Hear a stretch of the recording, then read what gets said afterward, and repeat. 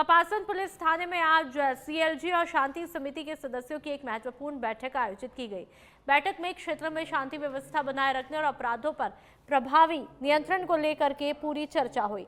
थाना अधिकारी सुनील शर्मा की मौजूदगी में आयोजित इस बैठक में उन्होंने सीएलजी मेंबर को पुलिस का सहयोगी बनकर सक्रिय भूमिका निभाने की अपील की है। बैठक के दौरान यातायात व्यवस्था को सुदृढ़ करने, नशाखोरी पर रोक लगाने, अवैध सट्टा संचालन पर नकेल कसने और ट्रैफिक नियमों के पालन को लेकर भी चर्चा हुई। थाना अधिकारी ने कहा, समाज के जागरूक नागरिकों की सहभागिता से ही अपराधों पर प्रभावी अंकुश लगाया जा सकता है। बैठक में नगर के कई गणमान्य नागरिक और समिति के मेंबर भी मौजूद रहे, जिन्होंने इलाके से जुड़ी समस्याओं पर अपने सुझाव रखे। श्री माधोपुर क्षेत्र में यूडीएच मिनिस्टर झाबर सिंह खर्रा 2 दिवसीय दौरे पर रहे। मकर संक्रांति के पावन मौके पर वे अपने पैतृक गांव भारनी से श्री राम रघुनंदी गौशाला पहुंचे। सतीवाला जोहड़ा स्थित इस गौशाला में आयोजित तुला महादान महोत्सव में मंत्री झाबर सिंह खर्रा ने सहभागिता की। इस मौके पर मंत्री ने अपने वजन के बराबर गुड़दान किया और गौशाला में गायों को हरा चारा भी खिलाया। उन्होंने गौ सेवा को मानव धर्म बताते हुए कहा कि गौ माता की सेवा से समाज में सकारात्मक ऊर्जा और संस्कारों का विकास होता है। मंत्री ने सभी नागरिकों से गौशालाओं के संरक्षण और गौ सेवा में बढ़ चढ़कर भाग लेने की अपील की। कार्यक्रम के दौरान बड़ी संख्या में श्रद्धालु, गौ सेवक और स्थानीय लोग मौजूद रहे। अरनोद के नौगांवा में नाकाबंदी के दौरान पुलिस ने बड़ी कार्रवाई की है। पुलिस अधीक्षक बी आदित्य के निर्देश पर चलाए जा रहे अभियान के तहत अरनोद थाना पुलिस ने एक कार और स्पोर्ट बाइक से 1,91,500 रुपए नकद बरामद किए हैं। इस दौरान पुलिस ने कुल 6 आरोपियों को गिरफ्तार किया है। पुलिस को सूचना मिली थी कि गुजरात पासिंग कार और एक स्पोर्ट बाइक पर सवार कुछ लोग संदिग्ध गतिविधियों के उद्देश्य से इलाके में प्रवेश कर रहे हैं। नाकाबंदी के दौरान दोनों वाहन भागने लगे, जिन्हें पीछा करके पकड़ा गया। तलाशी में कार से नकदी भी बरामद की गई, जिसका कोई संतोषजनक जवाब ही नहीं दिया गया। तो वहीं बाइक के दस्तावेज भी नहीं मिले। पुलिस ने सभी आरोपियों को लोक शांति भंग के आरोप में गिरफ्तार करके आगे की जांच शुरू कर दी है।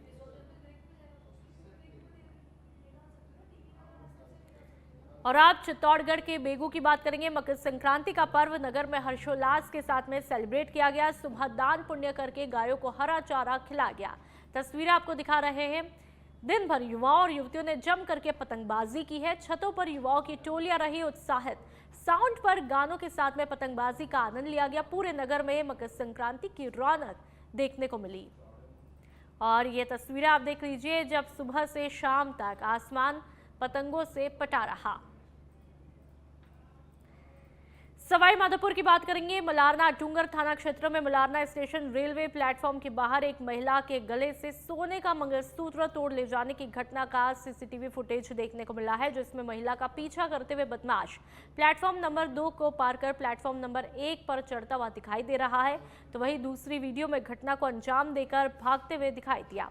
पुलिस वीडियो फुटेज के आधार पर बदमाशों की पहचान कर रही है। मिली जानकारी के मुताबिक सोने का मंगलसूत्र 1 लाख रुपए का बताया जा रहा है। फिलहाल पुलिस बदमाशों की तहकीकात में जुटी हुई है। बांसवाड़ा वागड़ अंचल की राजनीति में उस वक्त बड़ा भूचाल आया जब पूर्व कैबिनेट मंत्री महेंद्रजीत सिंह मालवीय ने कांग्रेस पार्टी में शामिल होने का ऐलान किया। इस मौके पर भैरव जी मंदिर पर भारी जन सैलाब उमड़ पड़ा, जहां पर करीब 10,000 से ज्यादा लोग मालवीय के समर्थन में पहुंचे। कांग्रेस ज्वाइन करने के बाद आमजन में उनका क्रेज और बढ़ता हुआ दिखाई दिया। महेंद्रजीत सिंह मालवीय ने कांग्रेस का दुपट्टा पहनकर औपचारिक रूप से पार्टी में शामिल होने की घोषणा की। उन्होंने बीजेपी सरकार पर बदले की भावना से छापे मारने का आरोप लगाया और कहा कि अब सच्चाई सामने आ चुकी है। इस दौरान उनकी धर्मपत्नी जिला प्रमुख रेशम मालवीय ने भी कांग्रेस का दुपट्टा पहना। मालवीय ने भारत आदिवासी पार्टी के सांसद यानी कि राजकुमार रोत पर भी तीखा हमला बोला है। इस राजनीतिक बदलाव ने वागड़ की सियासत को नई दिशा भी दी है।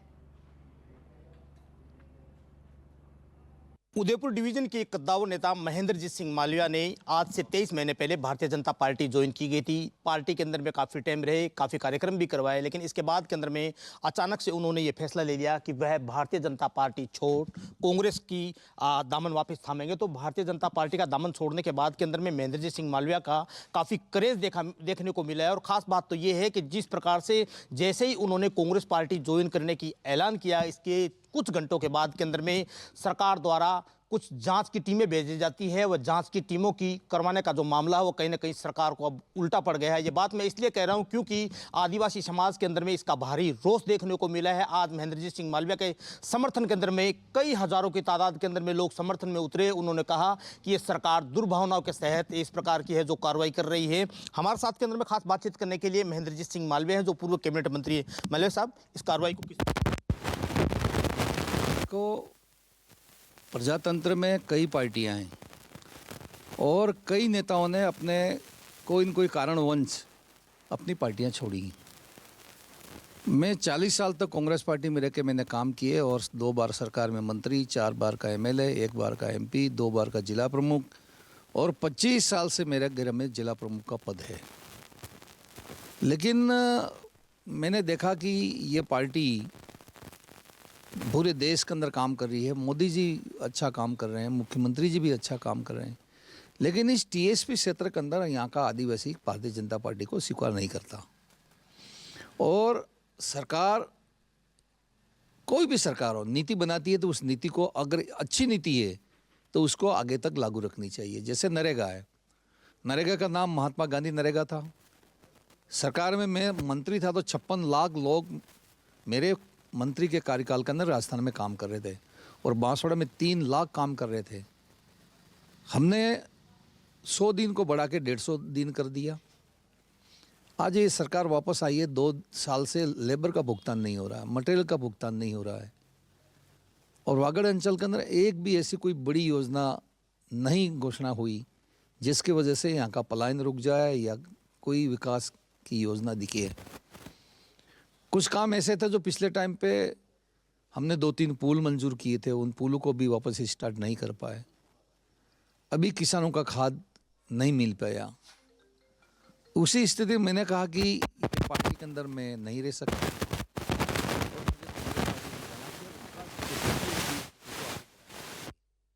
उस दृष्टि से मैं वापस कांग्रेस पार्टी में आया। महेंद्रजीत सिंह मालवीय साहब, एक जो आपने कहा कि मानगढ़ के ऊपर में एक बड़ा कार्यक्रम आयोजन करेंगे, जिस प्रकार से नरेगा का नाम बदला है, तो उसको लेकर वागड़ के अंदर में क्या संदेश देना चाहिए? मैंने ऊपर आला कमान से बात की है दिल्ली में और कहा है कि राजस्थान, गुजरात और मध्य प्रदेश का सेंटर हमारा मानगढ़ है।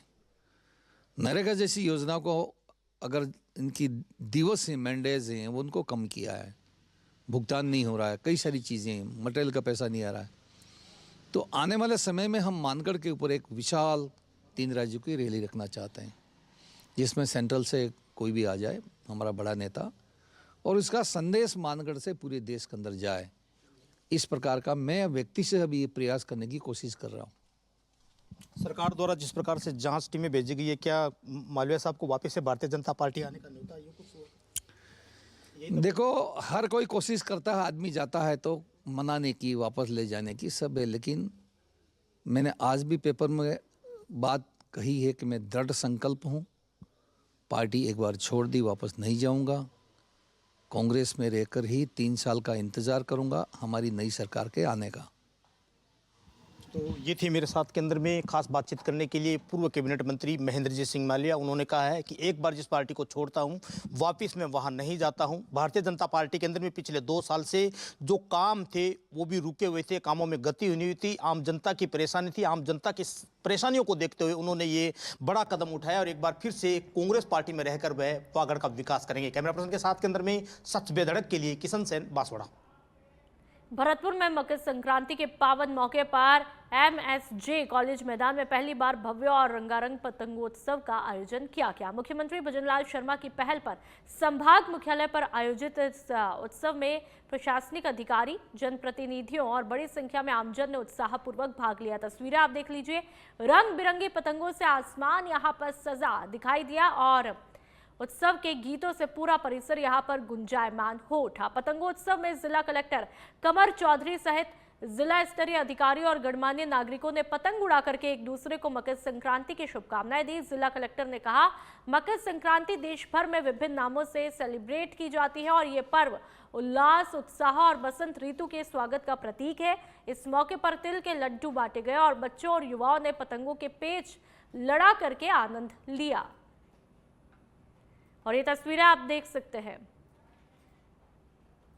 सभी राजस्थान वासियों को, सभी देशवासियों को मकर संक्रांति की शुभकामनाएं और बधाई देना चाहता हूँ। राज्य सरकार के निर्देश और सरकार के निर्देशानुसार सभी संभाग मुख्यालयों के ऊपर पतंगबाजी का इवेंट रखने के लिए निर्देश मिले थे। इसी निर्देश के अनुसार हम लोगों ने आज यहाँ पे MSJ ग्राउंड भरतपुर में इवेंट रखा है। काफ़ी बड़ी संख्या के बीच में लोग भी यहाँ पे हैं और बच्चे भी हैं, सब लोग मैं देख रहा हूँ।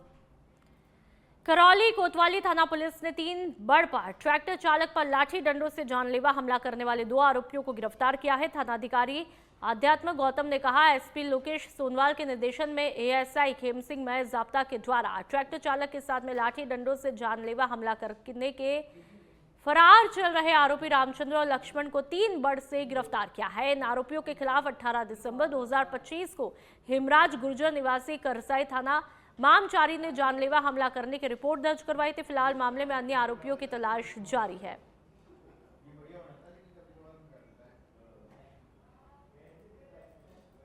राजस्थान के सिरोही शहर स्थित क्रांगो आवास क्षेत्र में आज एक दर्दनाक सड़क हादसा हुआ है, जहां पर घर की छत से गिरने से एक मासूम बच्चा गंभीर रूप से घायल हुआ। दरअसल घर की छत से गिरने का यह पूरा मामला है। एक मासूम बच्चे को चोटें आई। तस्वीरें आप देख लीजिए। परिजनों के मुताबिक अचानक खेलते खेलते मासूम बच्चा घर की छत पर चला गया और संतुलन बिगड़ने से नीचे गिर पड़ा। हादसे में बच्चे के हाथों और पैरों में फ्रैक्चर हुआ है, तो वहीं माथे पर भी यानी कि सिर पर भी गंभीर चोटें आई है।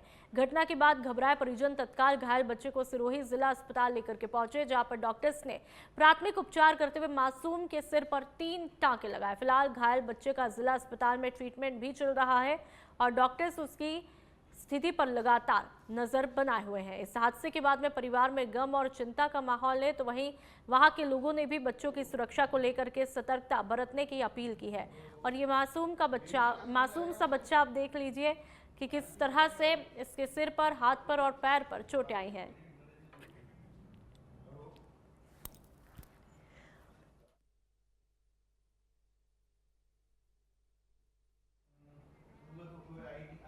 फतेहपुर शेखावाटी से मकर संक्रांति के पावन पर्व पर आसमान में रंग बिखेरने और पारंपरिक कला को बढ़ावा देने के लिए फतेहपुर एक भव्य पतंग प्रतियोगिता का आयोजन किया गया। आप देख लीजिए तस्वीरें। इस प्रतियोगिता की खास बात यह है कि इसमें प्रतिभागियों को चाइनीज मांझे का उपयोग करने की अनुमति नहीं दी। लोगों ने स्वदेशी मांझे से पतंगबाजी की है और ये तस्वीरें आप देख सकते हैं। फतेहपुर की ये तस्वीरें जहां पर लोग पतंगबाजी का मजा लेते हुए दिखाई देते हैं।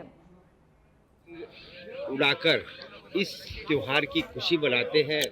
इसी के निमित्त आज यहाँ इस नंदीशाला में इस पवित्र प्रांगण के अंदर फतेहपुर के नौजवानों को एक प्रतियोगिता यहाँ रखी गई है, जिस प्रतियोगिता का माध्यम और उनका उद्देश्य एक ही है कि जो चाइनीज मांझा चल रहा है, जो प्लास्टिक की डोर से पतंग उड़ा रहे हैं, बच्चों को चोट पहुंचती है। राहगीरे जहां मोटरसाइकिल और पैदल यात्री उससे दुर्घटनाग्रस्त होते हैं, उनको लगती है, वो न चले। और जो परंपरागत रूप से हमारे धागे को जो डोर सूंघकर उससे पतंग उड़ाते हैं, पुरानी परंपरा रही है, उन्हीं के माध्यम से यहाँ पतंग उड़ाया जा रहा है। उन्हीं के द्वारा आज ये संदेश पूरे फतेहपुर के नौजवानों को और आसपास के सभी क्षेत्र के बंधुओं को कि हम अपने जो ये मांझा है उसका बहिष्कार करें। हिंडौन के नई मंडी थाना क्षेत्र में रेलवे स्टेशन के ठीक सामने स्थित कावेरी होटल में चल रहे अनैतिक देह व्यापार का पुलिस ने आज बड़ा भंडाफोड़ किया है। डीएसपी मुनेश कुमार मीणा के नेतृत्व में की गई इस साहसिक कार्रवाई में 5 लोग गिरफ्तार किए गए हैं। गिरफ्तार किए गए आरोपियों में होटल मालिक अजय शर्मा के साथ में 3 महिलाएं और एक अन्य व्यक्ति भी शामिल है। पुलिस के मुताबिक ये लोग आगरा और भरतपुर से लड़कियों को बुलाकर होटल में वेश्यावृत्ति करवा रहे थे। ये कार्रवाई पीटा एक्ट के तहत की गई है, जो कि हिंडौन शहर में पिछले लगभग 3 सालों में इस एक्ट के तहत सबसे बड़ी कार्रवाई मानी जा रही है। 14 जनवरी को शेखावाटी अंचल के हेरिटेज सिटी मंडावा में मकर संक्रांति के पर्व पर पतंग महोत्सव का आयोजन बड़े ही धूमधाम और उत्साह के साथ में मनाया गया। मकर संक्रांति के पर्व पर स्थानीय लोगों सहित विदेशी पर्यटकों ने जमकर पतंगबाजी का आनंद लिया। इस दौरान विदेशी सैलानी मिगेल ने कहा कि भारतीय संस्कृति क्यूबेक अलग ही पहचान है। यहाँ त्योहारों को मनाने का तरीका काफी विशेष है। मकर संक्रांति पर पतंग उड़ाकर काफी आनंद आया, तो वही पर्व को लेकर अल सुबह से ही लोग मंदिरों में दर्शन करके दान पुण्य करते हुए दिखाई दिए। गौशालाओं में पहुंचकर लोगों ने गायों को हरा चारा और गुड़ खिलाया। मुख्यमंत्री भजनलाल शर्मा ने बुधवार को मकर संक्रांति के मौके पर जयपुर के विद्याधर नगर सेक्टर 7 में आयोजित श्रीमद् भागवत कथा का सप्तनिक श्रवण किया। इस दौरान मुख्यमंत्री ने प्रसिद्ध कथावाचक आचार्य मृदुल कृष्ण गोस्वामी से भेंट करके उनका आशीर्वाद प्राप्त किया। तस्वीरें आप देख लीजिए। मुख्यमंत्री ने श्रीमद् भागवत कथा के माध्यम से सनातन संस्कृति और आध्यात्मिक मूल्यों को आत्मसात करते हुए प्रदेश की सुख, समृद्धि, शांति और आमजन के कल्याण की प्रार्थना की। कार्यक्रम में श्रद्धालुओं की बड़ी संख्या में मौजूदगी रही और पूरा वातावरण भक्तिमय नजर आया। ये तस्वीरें आपके सामने। सप्तनिक कथा में मुख्यमंत्री भजनलाल शामिल होते हैं और आचार्य मृदुल कृष्ण गोस्वामी से मुलाकात करते हैं, उनसे भेंट करते हैं, आशीर्वाद लेते हैं, प्रदेश के सुख समृद्धि की कामना करते हैं। और ये हॉल देखिए पूरी तरह से खचाखच श्रद्धालुओं से भरा हुआ दिखाई देता है। विद्याधर नगर सेक्टर 7 में ये पूरा कार्यक्रम आयोजित किया जाता है।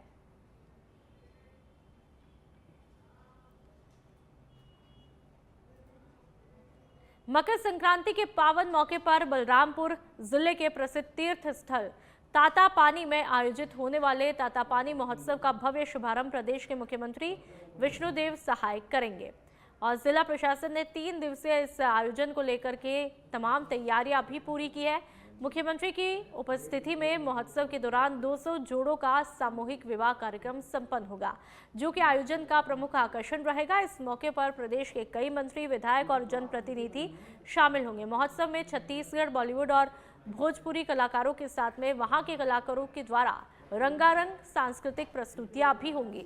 आयोजन स्थल पर सुरक्षा व्यवस्था, मंच, बैठक व्यवस्था और यातायात प्रबंधन के लिए प्रशासन ने पुख्ता इंतजाम भी किए हैं। तातापानी महोत्सव को लेकर के क्षेत्र में उत्साह और उल्लास का माहौल बना हुआ है।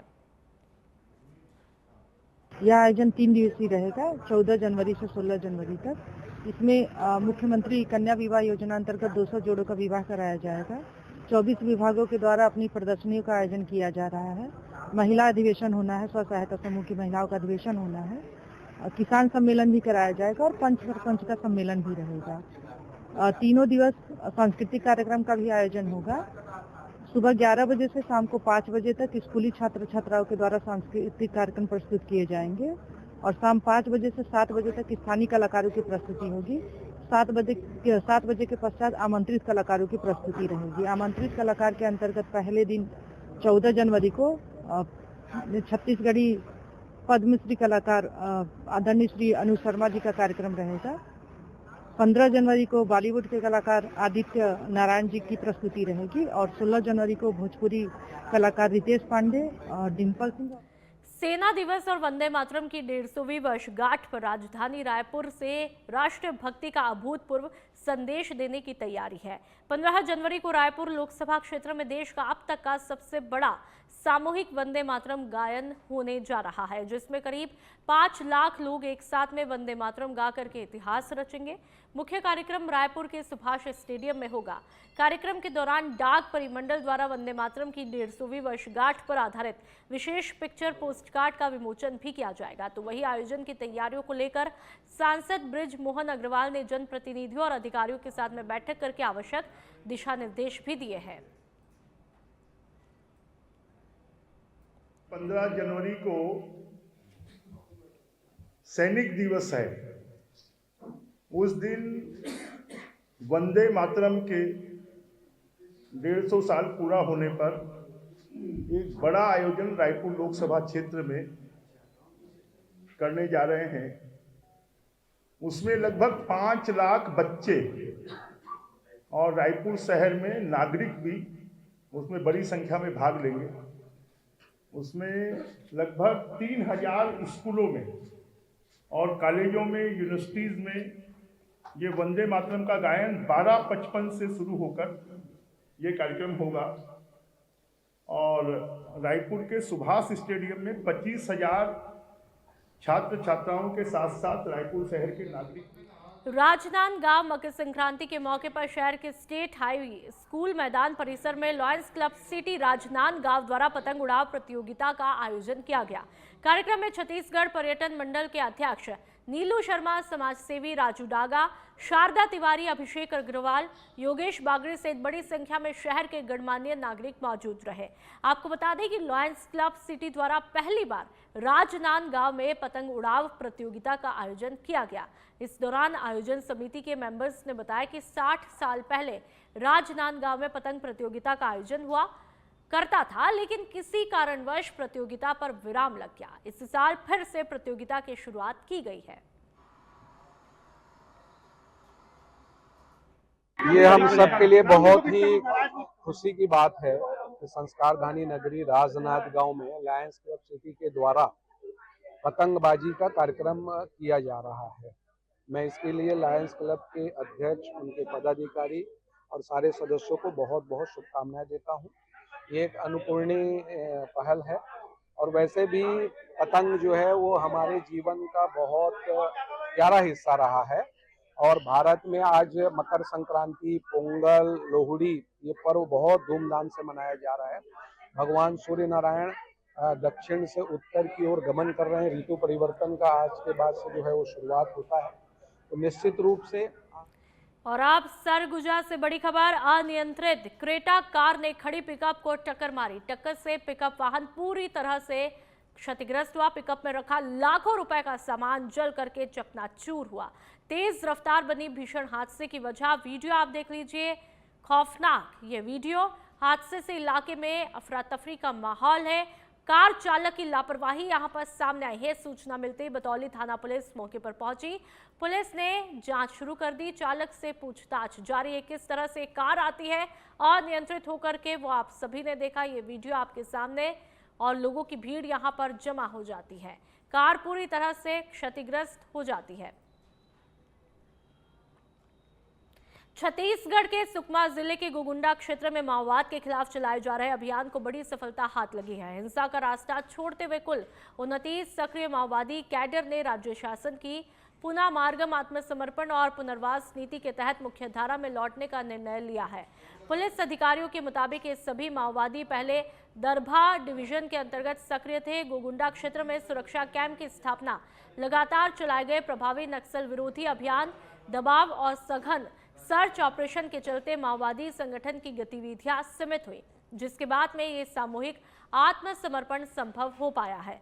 पुलिस प्रशासन ने बाकी के माओवादी कैडर से अपील की है कि वह हिंसा छोड़कर पुनः मार्गम नीति के तहत आत्मसमर्पण कर शांति और विकास के मार्ग पर लौटे। इस पूरे अभियान में जिला पुलिस बल, डीआरजी, सीआरपीएफ की 74वीं वाहिनी और कोबरा की 201वीं वाहिनी की विशेष भूमिका रही। ये जो नक्सलियों के जो गांव में जो संगठन रहते हैं, जैसे डीएकेएमएस, मिलिशिया, जीआरडी, बाला संगठन, उसके अलावा डीएकेएमएस, ऐसे जो अनेक अग्र संगठन है उसके ये सदस्य है। ऐसे समर्पण के पश्चात जो नक्सलियों का जो अग्र संगठन है, जो गांव लेवल पे जो काम कर रहा है, उससे भी अभी चोट पहुंच रही है और खुद ही मतलब जो अग्र संगठन के जो नक्सली है उन्होंने हमसे संपर्क किया और संपर्क करने के बाद आत्मसमर्पण की इच्छा जताई। आत्मसमर्पण के पश्चात उनको शासन द्वारा जो इनामी राशि है उसको अवेलेबल कराया जाएगा। उसके अलावा जो विविध कल्याणकारी योजना है उसका भी लाभ दिया जाएगा। तो ये हम सम्मिलित प्रयास रहा है, तो जिसके तहत हम हम विश्वास से कह सकते हैं कि धीरे धीरे जो माननीय गृह मंत्री का हमारा जो विजन है 31 मार्च 2026 तक नक्सल मुक्त करने का पूरे प्रदेश को, तो सुकमा जिला उसमें एक अग्रणी भूमिका निभा रहा है। पिछले कई माह में सुकमा जिला में जिला बल और सीआरपीएफ ने कई ऑपरेशन किए जिसमें सफलता मिली है हमको। तो उसी श्रृंखला में आज ये बहुत बड़ा कदम है। गोगुंडा विलेज धीरे धीरे अब इसमें जो काफ़ी लोगों ने सरेंडर किया है, तो ये हमारा सामूहिक प्रयास है जिसके लिए हम जिला बल और सीआरपीएफ का धन्यवाद देते हैं। और आगे भी हम इस तरह का प्रयास रहेगा कि जिसके तहत ये पूरा जिला और पूरा प्रदेश नक्सल और अब बात कांकेर की। रोजगार का झांसा देकर बांगा बारी गांव की 2 बहुओं और एक मासूम बच्ची को राजस्थान में बेचने का सनसनीखेज मामला देखने को मिला है। इस घिनौने अपराध को अंजाम देने वाली कोई और नहीं बल्कि पीड़ितों की पड़ोसन ही निकली है। मामला सामने आते ही गांव में हड़कंप मच गया। मामले की गंभीरता को देखते हुए गांव में आपात ग्राम सभा भी बुलाई गई, जिसमें ग्रामीणों के सवालों और दबाव के सामने आरोपी महिला टूट गई और उसने अपना जुर्म भी कबूल किया है। महिला ने लिखित शपथ पत्र देकर माना कि उसी ने महिलाओं और मासूम बच्ची को राजस्थान में बेचा है। ग्राम सभा ने प्रशासन के सामने पीड़ित महिलाओं और बच्ची के तत्काल रेस्क्यू की अपील की, साथ ही पूरे तस्करी नेटवर्क पर कड़ी कार्रवाई की मांग की है। घटना के बाद गांव को अपराध मुक्त बनाने के लिए ग्राम सभा ने सख्त सामाजिक फैसले भी लिए, तो वहीं पुलिस ने कार्रवाई शुरू कर दी है। अपना भाई मेरे को बताया सर कि मेरा भाई नहीं है करके, तो मैं इसको बोला कहाँ पे है, कहाँ है, ऐसे करके मैं बोला सर। और इनको किस मोबाइल से वो बातचीत कर रही थी, कहाँ है, ऐसे करके इसको मोबाइल नंबर देखा। उसके बाद देखने के बाद नंबर देखा, ये नंबर ज़्यादा उनका बातचीत हो रहा था, वो नंबर को मैं अपने मोबाइल से कॉल किया तो राजस्थान भीलवाड़ा बताए। तो भीलवाड़ा बताए तो तू इससे कैसे संपर्क हुआ, ऐसे करके मैं बोला। तो वो बोला कि मैं एजेंट, मेरे को ये नंबर दिया और एजेंट से मेरा 1 साल तक बात हो रही थी, ऐसे करके अपने बोला। तो एजेंट के नंबर दो, मैं बोला। तो एजेंट के नंबर दो अपन वो दिया मेरे को, तो उसको मैं ना ट्रेस किया, टू कलर में डाल के देखा तो जयवती नेताम करके निकला सर। उसके बाद मैं उसके शक के दायरे में मैं वहाँ रिपोर्ट दर्ज करवाया सर। जिनकी उम्र लगभग 18 वर्ष से कम है, उनको भी किसी के थ्रू मतलब अन्य स्टेट में बेचा जा रहा है करके। तो इस संबंध में अपन ने तत्काल दूसरे दिन विशेष ग्राम सभा आयोजित की और उसमें उनको महिला को भी बुलाया गया और पूछा गया। तो शुरू में तो उन्होंने कहा कि मैं इस संबंध में कुछ ज़्यादा जानकारी है नहीं, और इधर उधर की बातें करके वो गोल गोल घुमा रही थी। जोर जबरदस्ती के पूछे उसके बाद ही बताए कि हाँ स्वीकार की मैं बेचा हूँ। बोले कहाँ बेचे कुछ बताए हैं? गुजरात या राजस्थान, ऐसी कुछ 2 जगह का नाम बताए। अच्छा, वो और कितने महिलाओं को इस तरीके से काम दिलाने के बहाने में या के बाहर बेची है, कुछ बताइए। 2-3 और हैं गांव में, उनका फोटो भेजा है। और अभी जो बात बताए ना, उनको सभी को बताए, गांव वाले को। ग्राम सभा रखा गया था कल, तो रॉन्ग नंबर में कॉल आया था बोल के, और 2-3 लोग का फोटो भेजे हैं, और पता नहीं अभी आगे और कितने लोग का फोटो। और अब जयपुर से बड़ी खबर। मानसरोवर के रजत पथ में आग लगने से युवक की मौत हुई है। गणेशम ढाबा के बेसमेंट में आग लगी और दम घुटने से मृत्यु हुई है। मानसरोवर थानाधिकारी लखन सिंह खटाना मौके पर पहुंचे हैं, घटनास्थल का निरीक्षण कर रहे हैं। मौके पर दमकल टीम ने आग पर काबू पा लिया है। तो इस वक्त की अहम खबर आपको बता रहे हैं और ये तस्वीरें भी आप देख लीजिए। जयपुर से इस वक्त की बड़ी खबर है। मानसरोवर के रजत पथ में आग लगने से युवक की मौत हुई है और गणेशम ढाबा के बेसमेंट में आग लगी, वो ढाबे की तस्वीरें आप देख लीजिए। और दम घुटने से एक व्यक्ति की मौत हो जाती है। मानसरोवर थानाधिकारी लखन सिंह खटाना भी मौके पर पहुंचे। घटनास्थल का निरीक्षण उनके द्वारा किया जा रहा है। मौके पर दमकल की टीम ने आग पर काबू पाया है।